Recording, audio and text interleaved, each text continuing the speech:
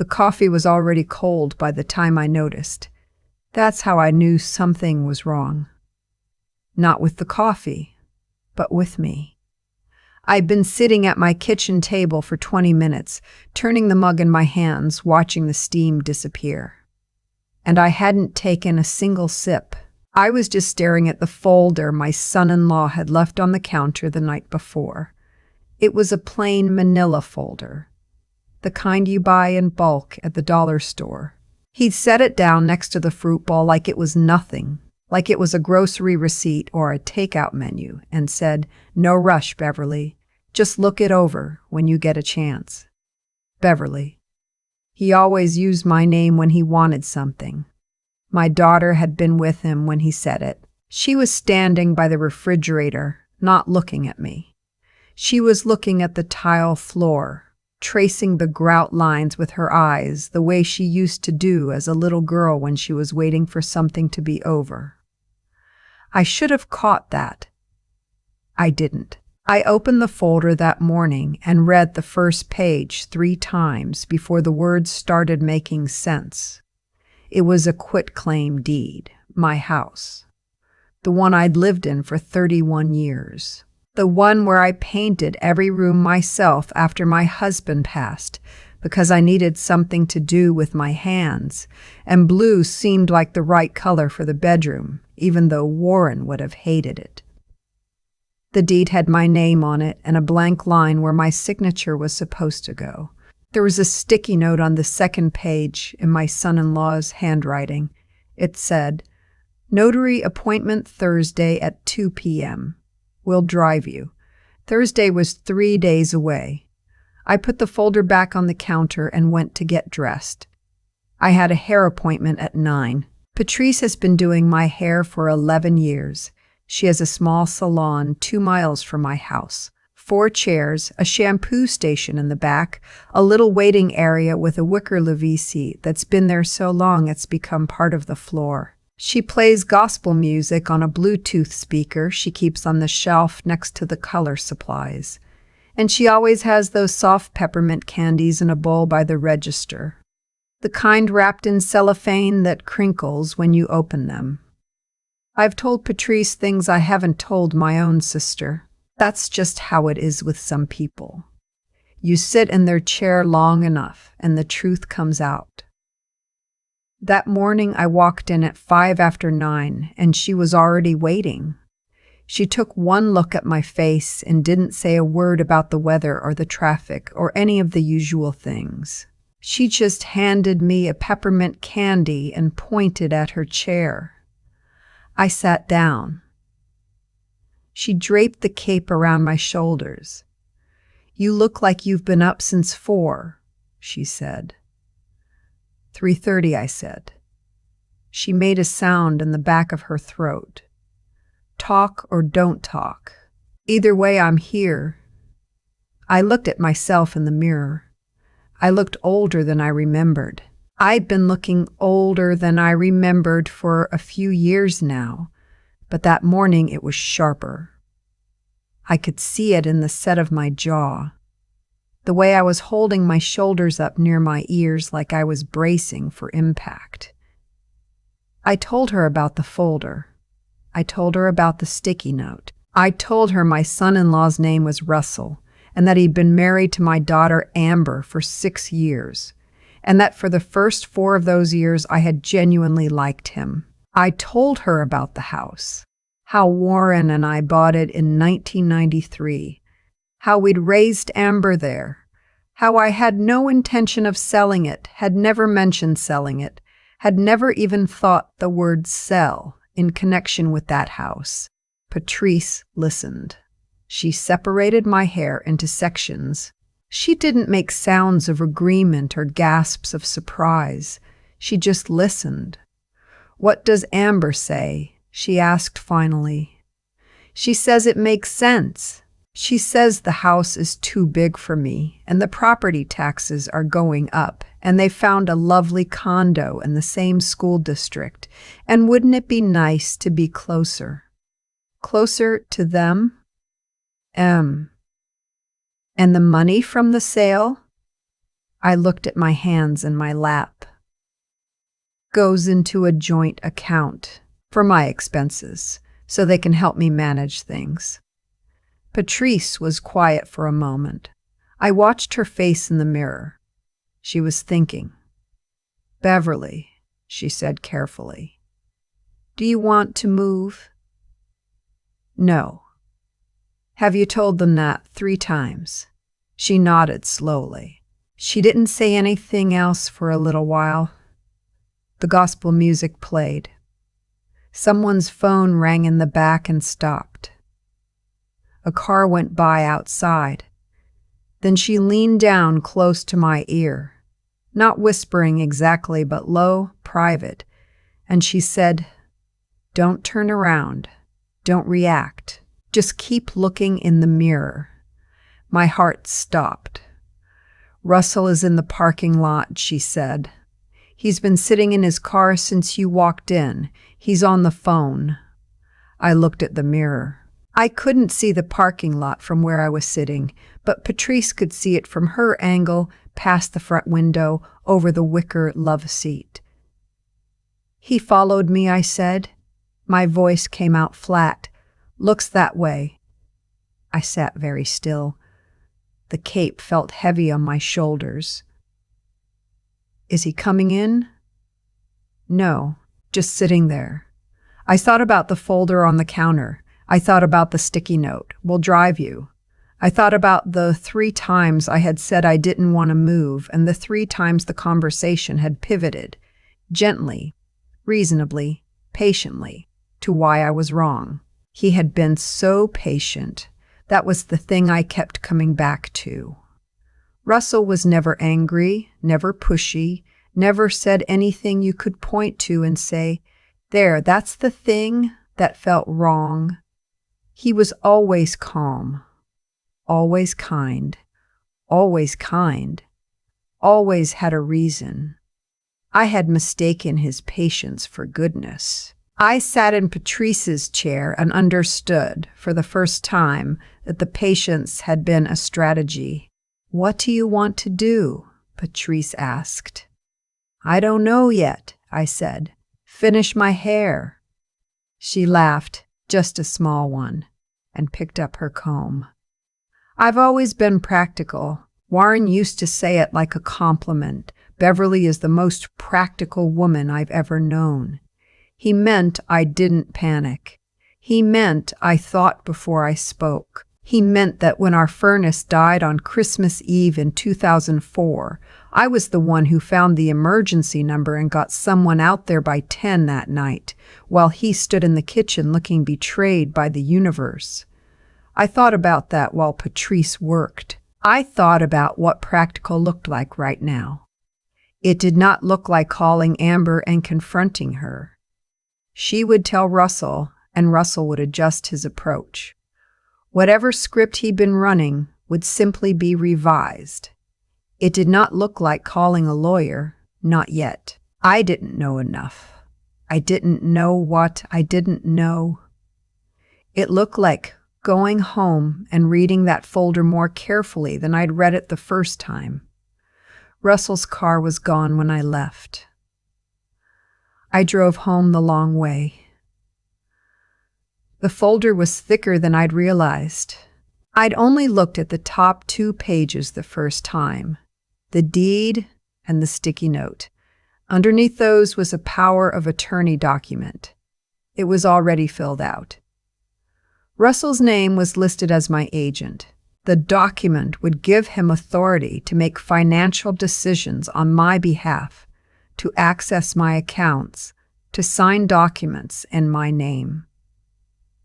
There was a line for my signature and a line for a notary witness.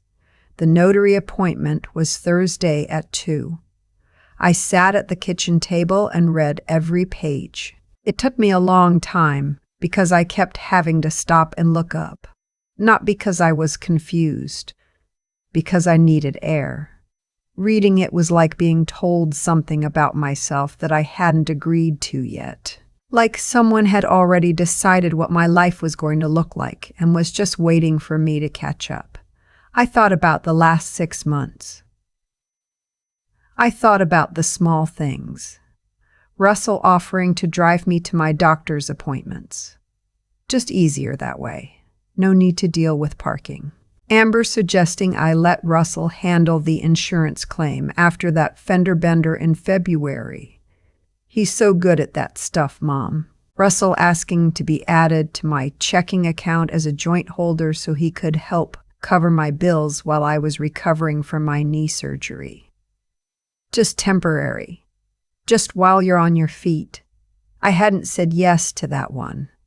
I'd said I'd think about it. I looked at the power of attorney document again. I thought they had been planning this for a long time.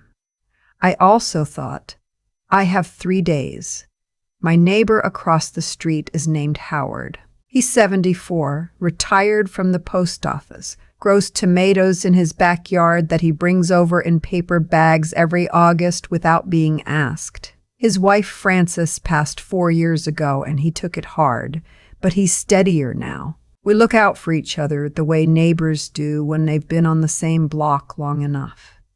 Howard had mentioned once, more than once actually, that his son-in-law was a family law attorney. He'd mentioned it the way people mention things they're proud of, casually, often enough that it stuck.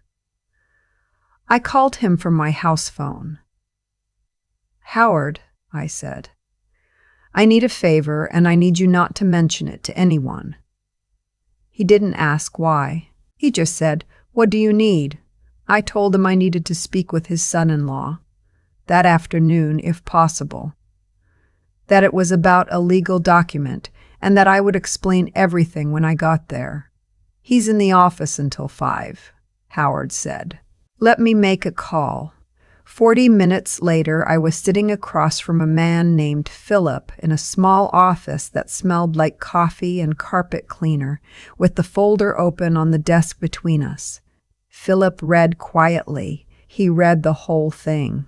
He turned pages slowly, and he didn't say anything for a long time. Then he put the papers down and folded his hands and looked at me and said, "Mrs. Calloway, have you signed anything yet?" "No," I said. "The appointment is Thursday." He nodded. "And this power of attorney, did you request this? Did you discuss with anyone that you wanted this kind of arrangement?" "I did not," I said. He was quiet for a moment. "Okay," he said, "here's what I want you to understand first. A quitclaim deed and a power of attorney submitted together in this sequence to transfer real property and financial authority from an elderly homeowner to a family member. This is a pattern I've seen before. It's not always malicious, but it's often not benign." I looked at him. "It has a name," he said. "Elder financial exploitation. And what's in this folder is consistent with how it typically begins." The room felt very quiet. "What do?" I said. "First, you don't sign anything Thursday. You call and cancel. You say you're not feeling well. You don't explain. And then I'd like to make some calls," he said. "With your permission?" I gave him my permission. I drove home in the late afternoon light with the folder on the passenger seat. The trees on my street were doing that thing they do in April when the leaves are still new and the light comes through them sideways. Everything gold and green and very still. I pulled into my driveway and sat in the car for a while. I thought about Amber. I thought about the little girl who used to trace the grout lines with her eyes and wait for hard things to be over. I thought about whether she knew everything Russell was doing or whether she had been convinced, the same way he'd tried to convince me, that it was all for my own good. I didn't know the answer. I still don't know it for certain. That's the part that's hardest to sit with. What I do know is that she had handed me the folder. She had stood in my kitchen and said nothing. I went inside. I made dinner. I said nothing to anyone. Wednesday night, Amber called to confirm Thursday's appointment. I just wanted to make sure you had it on your calendar, she said. She sounded perfectly normal. That was the thing. She sounded like my daughter, like herself, like every other phone call we'd had in 38 years. I have it, I said. Russell will pick you up at 1:30, so there's no rush. Okay, I said. Mom, she paused. I know change is hard, but this is really going to be better for you. I need you to trust us on this. I held the phone and looked at the far wall of my kitchen. There was a photo there. Amber at 6 years old, sitting on Warren's shoulders, squinting into the sun.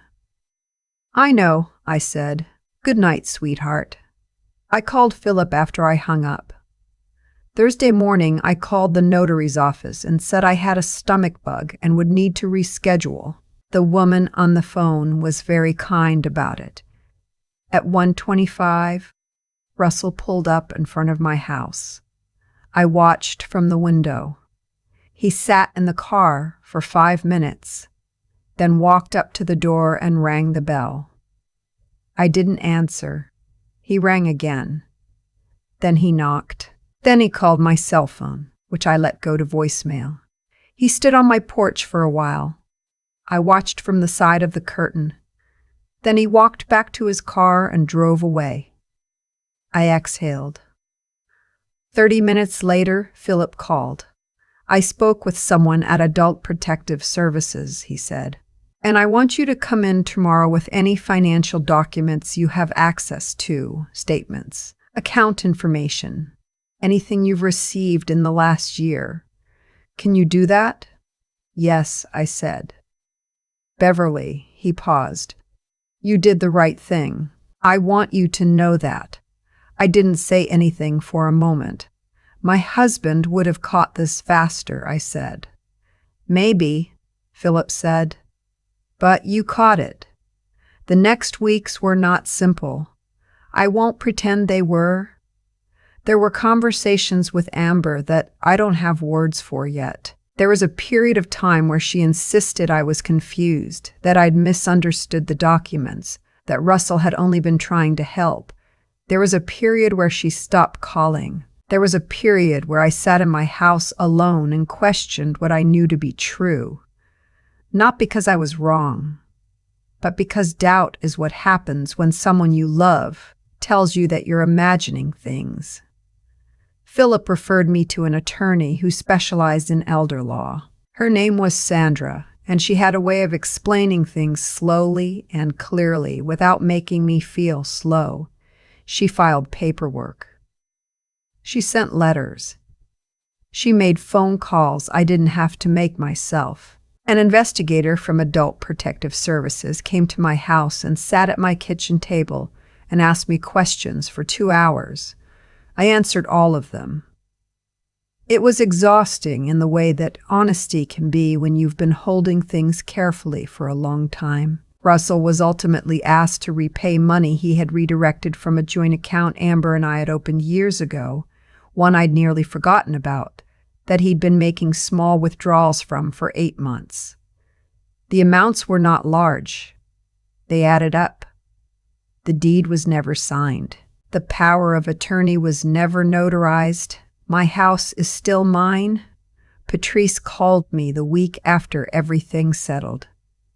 She'd heard some of it through Howard, who'd heard some of it from Philip, which is just how small neighborhoods work whether you want them to or not. I just wanted to check on you, she said. I'm all right, I said. You angry? I thought about it. At Russell, yes. At myself, a little. At Amber, I stopped. I don't know what I am at Amber yet. That's okay, Patrice said. You don't have to know yet. We talked for a while about nothing in particular. The weather, a new restaurant that opened on Chester Avenue, whether the wicker lovey seat in her waiting area had finally given up the ghost. It had not. It felt good to talk about nothing. It felt like something I'd been away from for a while. Before we hung up, she said, You know I'm going to tell this story to every woman who sits in that chair. Tell it, I said. Tell all of them. There is a document in a frame on my bedroom wall. It's a letter from Adult Protective Services acknowledging the conclusion of my case. It's not dramatic. It's not decorated. It's a plain letter on official letterhead, and most people who saw it would probably mistake it for something boring. I had it framed because I wanted to look at it, not because I'm proud of what happened to me.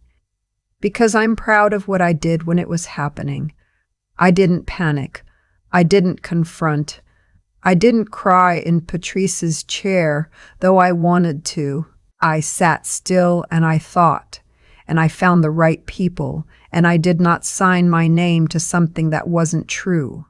Warren used to say I was the most practical woman he'd ever known. I think he was right. I think he would have also said, if he'd been there, that practical isn't the same as cold. That you can be clear-eyed and still love your daughter.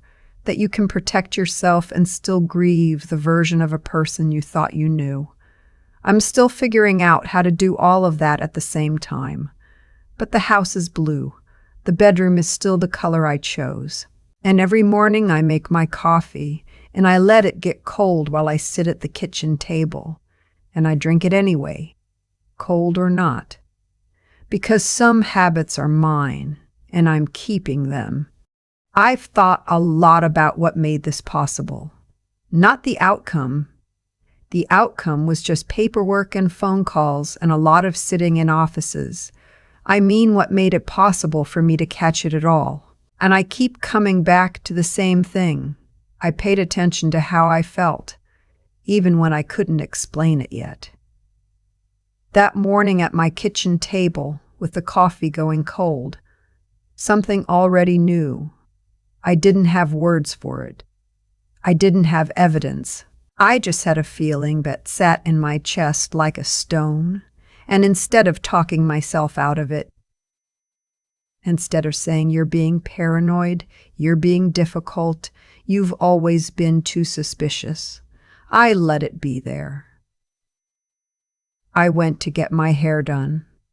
I told the truth to someone I trusted. And because of that, Patrice saw what I couldn't see from where I was sitting. That's the part I want to hold on to. Not the legal victory. Not the fact that Russell was caught. The part where I didn't dismiss myself. Because that's what they were counting on.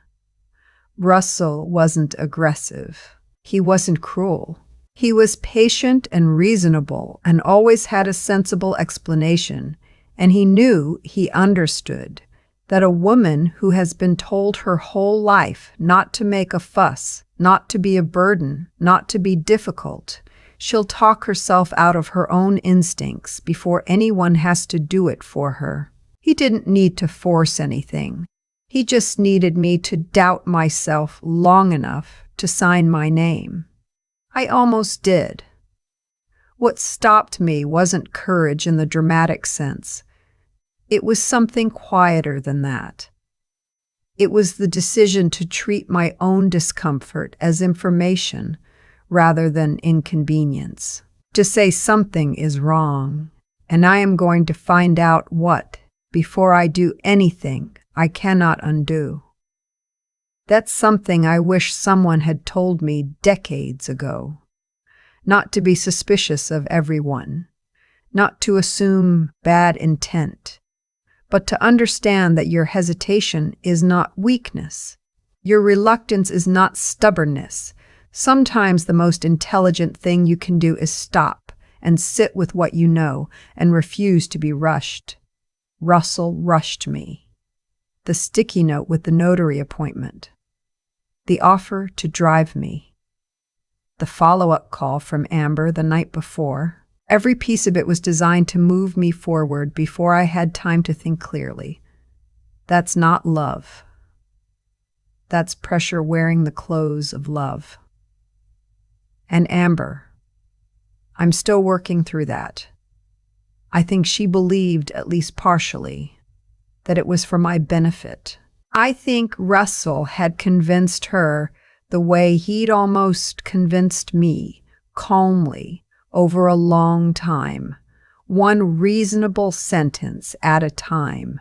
People who love you can still be wrong about what's good for you.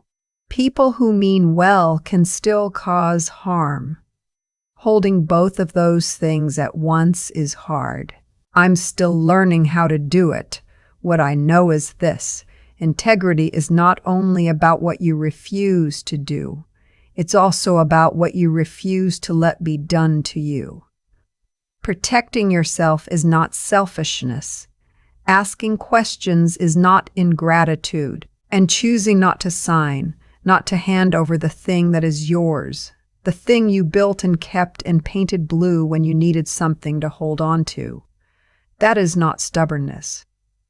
That is knowing who you are. The letter is still on my bedroom wall. I look at it most mornings. It reminds me that clarity is earned, not given, that the people who help you most are sometimes the ones you least expect, and that it is never too late, not at 63, not at 70, not at any age, to stand up for the life you chose.